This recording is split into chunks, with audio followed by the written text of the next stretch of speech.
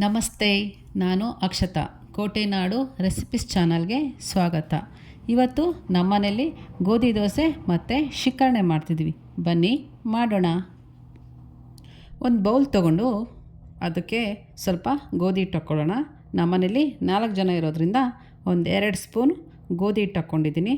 ನಿಮಗೆ ಕ್ರಿಸ್ಪಿ ಬೇಕು ಅಂದರೆ ಒಂದು 2-3 ಸ್ಪೂನ್ ಅಕ್ಕಿ ಹಿಟ್ಟು ಹಾಕ್ಕೋಬೋದು. ಆದರೆ ನನಗೆ ಬೇಡ ಅಂದು ಬರೀ ಗೋಧಿ ಹಿಟ್ಟು ಹಾಕ್ಕೊಂಡು ಮಾಡ್ತಿದ್ದೀನಿ.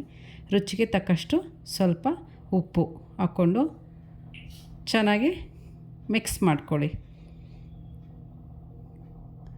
ನಂತರ ಅದಕ್ಕೆ ಸ್ವಲ್ಪನೇ ನೀರು ಹಾಕ್ಕೊಂಡು ಕಲಿಸ್ಕೋಬೇಕು. ಒಂದೇ ಸಾರಿ ನೀರು ಹಾಕ್ಕೊಂಡ್ಬಿಟ್ರೆ ಗಂಟಾಗುತ್ತೆ.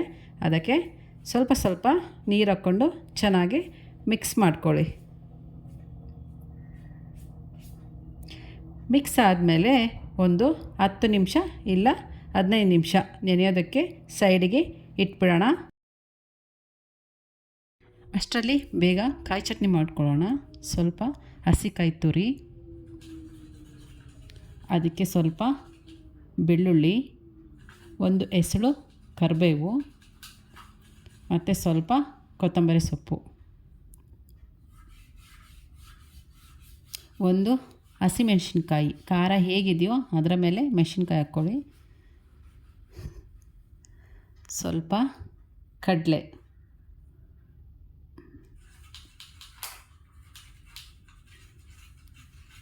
ಹಾಗೆ ರುಚಿಗೆ ತಕ್ಕಷ್ಟು ಉಪ್ಪನ್ನು ಹಾಕಿಬಿಟ್ಟು ಮಿಕ್ಸಿ ಮಾಡ್ಕೊಳ್ಳೋಣ. ಚಟ್ನಿ ರೆಡಿ ಆಯಿತು. ಈಗ ಬೇಗ ಶಿಕರಣೆ ಮಾಡ್ಕೊಳ್ಳೋಣ. ಬನ್ನಿ. ನಾನು ಇತ್ತೀಚೆಗೆ ಯೂಟ್ಯೂಬಲ್ಲಿ ಮತ್ತು ಇನ್ಸ್ಟಾಗ್ರಾಮಲ್ಲಿ ನೋಡ್ತಾ ಇದ್ದೆ. ಶಿಕರಣೆ ಮಾಡುವಾಗ ಮಾವಿನ ಹಣ್ಣೆಲ್ಲ ಹೆಂಗೆ ಜಿಕ್ಕಿ ಅದನ್ನು ರಸ ತೆಗಿತಾರಂತೆ. ದಯವಿಟ್ಟು ಆ ರೀತಿ ಮಾಡಬೇಡಿ. ಅದರಲ್ಲಿ ತುಂಬ ಹುಳ ಇರುತ್ತೆ. ಹಂಗಾಗಿ ಅದನ್ನು ಬಿಡಿಸ್ಬಿಟ್ಟು ಹುಳ ಇದೆಯೋ ಇಲ್ಲೋ ನೋಡಿಬಿಟ್ಟು ಶಿಕರಣೆ ಮಾಡ್ಕೊಳ್ಳಿ. ಅದರಲ್ಲೆಲ್ಲ ತೋರಿಸೋ ಹಾಗೆ ದಯವಿಟ್ಟು ಮಾಡ್ಕೋಬೇಡಿ. ನೋಡಿ, ಈ ರೀತಿ ಎಲ್ಲ ಮೇಗಿನ ಸಿಪ್ಪೆ ಎಲ್ಲ ತೆಗೆದ್ಬಿಟ್ಟು ಒಂದು ಸಾರಿ ಚೆಕ್ ಮಾಡಿಕೊಂಡು ನಂತರ ಶಿಕರಣೆ ಮಾಡ್ಕೊಳ್ಳಿ. ಶಿಕರಣೆ ರೆಡಿ ಆಯಿತು. ಸ್ವಲ್ಪ ಸಕ್ಕರೆ ಹಾಕ್ಕೊಂಡು ಮಿಕ್ಸ್ ಮಾಡ್ಕೊಳ್ಳಿ. ಎಣ್ಣೆ ಸಿಹಿ ಇರುತ್ತೆ. ನಿಮಗೆ ಎಷ್ಟು ಬೇಕೋ ಅಷ್ಟು ನೋಡಿಕೊಂಡು ಸಕ್ಕರೆ ಹಾಕ್ಕೊಂಡು ಮಿಕ್ಸ್ ಮಾಡ್ಕೊಳ್ಳಿ.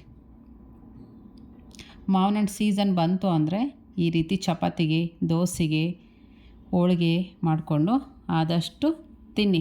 ಮತ್ತೆ ಇನ್ನೊಂದು ವರ್ಷ ಕಾಯಬೇಕು ಮಾವಿನ ಹಣ್ಣಿಗೋಸ್ಕರ. ಅದಕ್ಕೆ ಈಗ ಬೇಗ ದೋಸೆ ಹಾಕೋಣ ಬನ್ನಿ. ನಾನು ಕಬ್ಬಿಣದ ಹಂಚು ಯೂಸ್ ಮಾಡೋದ್ರಿಂದ ಫಸ್ಟು ಈರುಳ್ಳಿ ತಿಕ್ಬಿಟ್ಟು ದೋಸೆ ಹಾಕ್ತಾಯಿದ್ದೀನಿ. ನೋಡಿ, ಎಷ್ಟು ತೆಳ್ಳಗೆ ಬೇಕಾದರೂ ಗೋಧಿ ದೋಸೆ ಬರುತ್ತೆ. ಸಣ್ಣ ಮಕ್ಕಳು ಕೂಡ ದೋಸೆ ತಿಂತಾರೆ. ಮಾಡಿಕೊಡಿ. ನೀವು ಮನೇಲಿ ಮಾಡೋ ಅಡುಗೆನೇ ನಾನು ಮಾಡ್ತಾ ಇರೋದು. ಅದನ್ನು ನಿಮಗೆ ತೋರಿಸ್ತಾ ಇದ್ದೀನಿ ಅಷ್ಟೇ. ಆದಷ್ಟು ನನ್ನ ವೀಡಿಯೋಗಳನ್ನು ನೋಡಿ ಚಾನಲ್ನ ಸಬ್ಸ್ಕ್ರೈಬ್ ಮಾಡ್ಕೊಳ್ಳಿ, ಶೇರ್ ಮಾಡಿ, ಸಪೋರ್ಟ್ ಮಾಡಿ.